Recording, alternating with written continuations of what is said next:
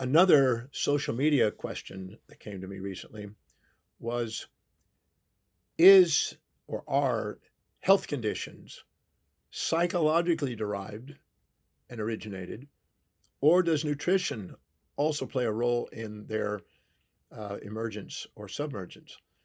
And I think it would be pretty self evident to some degree that you can't separate your physiology, your nutrition, your psychology. They all work in conjunction with each other.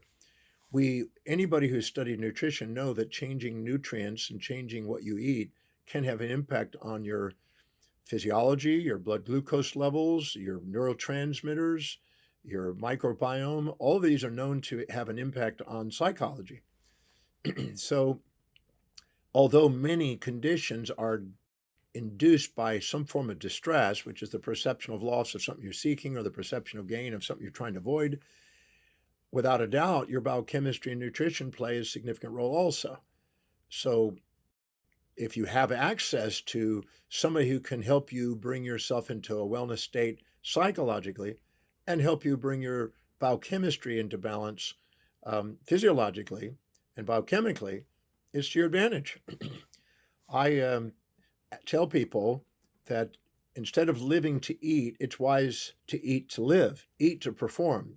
Identify and pay close attention with introspection how you eat, what you eat, how your physiology responds to it. When I was 18 years old, I read a magnificent book called My Experiments with Truth by Mahatma Gandhi. And he did an inventory of his diet on a daily basis. And anything he put in his body, solid or liquid, he documented when and how much and where. And then he also looked at the physiological and psychological symptoms, and then any comments that he gleaned insights from, or got from insights. And he documented it, and it was incredibly insightful. In fact, I decided to do that for a couple of years, and I kept records of it. And some people thought I was bizarre for doing that, but I learned more about my physiology than most books I had on nutrition. Now, I studied biochemistry and I studied nutrition. I used to lecture on it back in the 80s, late 70s, early 80s, and was very versed in that topic and had a nutritional practice at one time.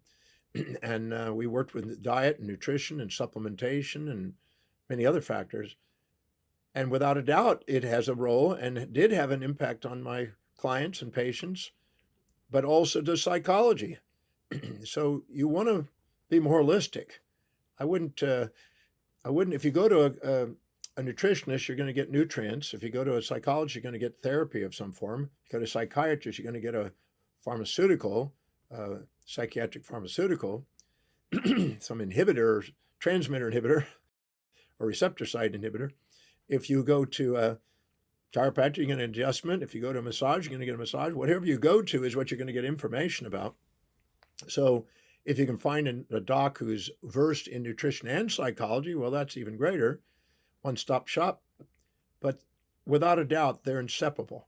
You can change psychology by changing biochemistry, but you can also change psychology and alter what you absorb, what you assimilate, what you take in, and how you actually function. Because your autonomic nervous system, which is affected by your stress perceptions, your psychology, is going to impact the absorption and transportation of nutrients by vasodilation, vasoconstriction, and heart rate variabilities and all kinds of things. So without a doubt, those are two-way streets. So I would advise you to take the time to do an inventory and evaluate your nutrition and biochemistry and see if you can't do what you can to maximize the poised state, not the poisoned state of chemistry. And also moderate the biology, the psychology of it. if you have imbalanced ratios of perceptions, you're going to have an imbalanced chemistry and imbalanced physiology. If you balance them by asking quality questions that make you fully aware of what you're unconscious of, so you're fully conscious, you can homeostate your psychology, bring yourself into well-being, and it enhances the autonomics influence on absorption of nutrients and utilization of nutrients and biochemical microbiomes. Your autonomics do have an impact on the microbiome and vice versa. So it's to our advantage to put them both together. So the question isn't which one or the other. The question is how to include both. Um, Exercise is another factor. So mastering the art of doing stretching and exercising plus nutrients. I was taught when I was 17 years old, the Seven Doctors by Paul C. Bragg.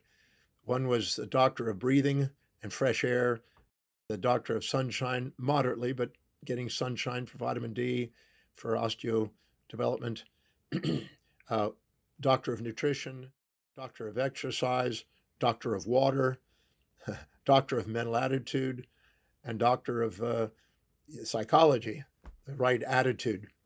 All those have a role in mastering the greatest potential of our physical and psychological well-being.